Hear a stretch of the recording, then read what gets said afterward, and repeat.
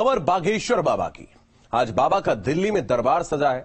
बाबा ने मंच से एक बार फिर से हिंदू राष्ट्र की हुंकार भरी है। सामने भक्तों के साथ साथ बीजेपी सांसद मनोज तिवारी भी पधारे। आपको इस रिपोर्ट में दिखाते हैं कैसा रहा बाबा का दिल्ली का दरबार और कैसी थी लोगों की दीवानगी और बाबा ने यहां से क्या हुंकार भरी है। ये रिपोर्ट देखिए। बोले बागेश्वर धाम सरकार की, परम पूज्य गुरुदेव भगवान सन्यासी बाबा की जय जय श्री राम। हिंदू राष्ट्र की हुंकार। तुम लोगों को अगर मौका मिल जाए तुम अभी हिंदू राष्ट्र बना दो। महाराज जी आप चिंता मंच से सनातन का प्रचार करो, भारत को हिंदू राष्ट्र बनवाओ, हम तुम्हारे लिए खून पसीना बहा दें। जय जय जय बजरंग बली। ऐसे शुरू हुआ बाबा का दिल्ली दरबार।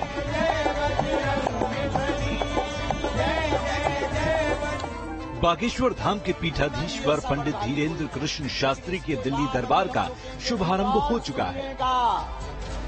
राम जी के लिए जो अपना तन त्याग दे वो परम बड़भागी है, लेकिन जो राम जी में ही अपने तन को लगा दे उसी का नाम हनुमान बड़भागी है। राम का नाम लेकर बाबा ने शुरुआत की और फिर दिल्ली में व्यास पीठ से हुंकार भरी। बाबा ने अपने दिल्ली दरबार में क्या क्या कहा ये हम आपको आगे बताएंगे। सबसे पहले दिखा देते हैं बाबा के कथा पंडाल में कैसा था माहौल। देखिए ये तस्वीरें। बागेश्वर बाबा के भक्तों का भक्तिभाव देखिए। कथा पंडाल में 70,000 से 1 लाख लोग मौजूद थे। बाबा का बेसब्री से इंतजार हो रहा था। देश के कोने कोने से आए लोग बाबा का इंतजार कर रहे थे। बोले बागेश्वर धाम सरकार की, परम पूज्य गुरुदेव भगवान सन्यासी बाबा की जय जय श्री राम।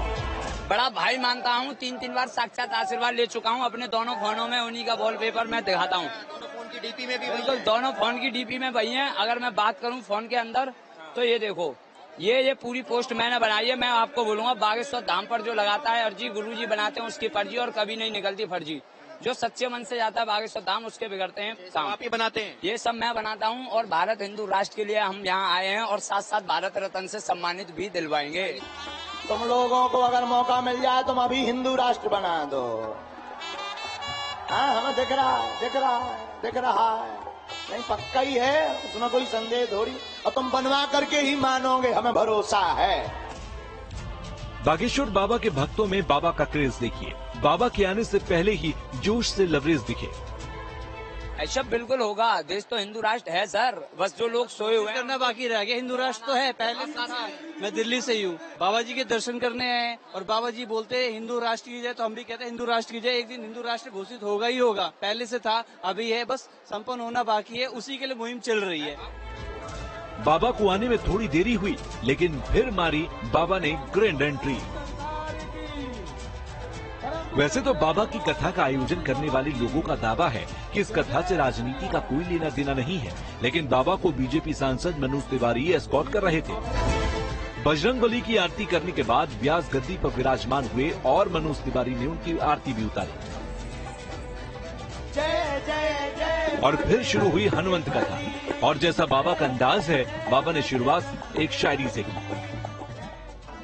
गरीबों के बच्चे खाना खा सकें त्योहारों में, इसलिए भगवान खुद बिक जाता है बाजारों में। ऐसे हमारे दयालु राम जिनका यह सारा संसार है, और वो मुर्दा दिल है जिसे प्रभु श्री राम से प्यार है। जो भी दिल से पुकारे तुमको, जो भी दिल। हनुमत कथा की शुरुआत हुई, लेकिन जहाँ तक बाबा की बात है, हिंदू राष्ट्र के ब्रांड एम्बेसडर हैं, तो हिंदू राष्ट्र की बात के बिना उनकी कोई भी कथा को मानो अधूरी ही होती है।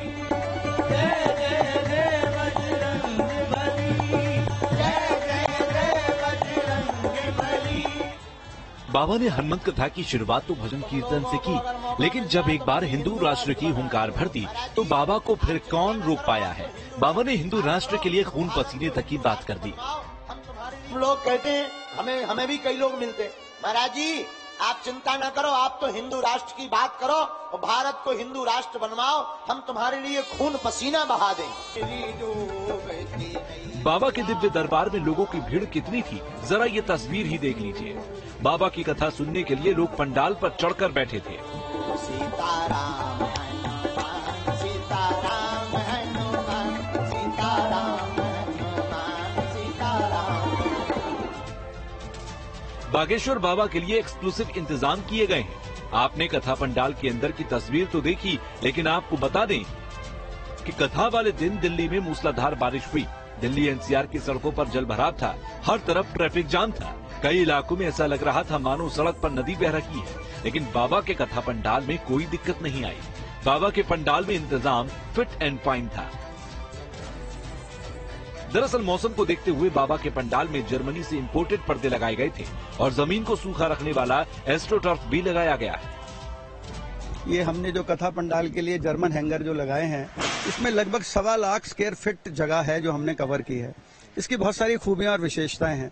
इसकी सबसे बड़ी विशेषता ये है कि आपने देखा होगा पिलरलेस है। 1.25 लाख स्क्वायर फीट एरिया अगर पिलरलेस आप बनाएं तो उसकी अपनी विशेषता होती है। उसमें पानी की कोई व्यवस्था नहीं है, कितनी भी तेज बारिश आए वो पानी नीचे नहीं आ सकता है। आंधी तूफान की वेलोसिटी अगर काफी अधिक भी हो तो भी इस हैंगर को कोई फर्क पड़ने वाला नहीं है। दरअसल बाबा की कई कथाएं बारिश की वजह से स्थगित हो गई। कई बार बाबा का दरबार मूसलाधार बारिश में चला, लेकिन दिल्ली में बाबा के इंतजाम एकदम तगड़े कर दिए गए।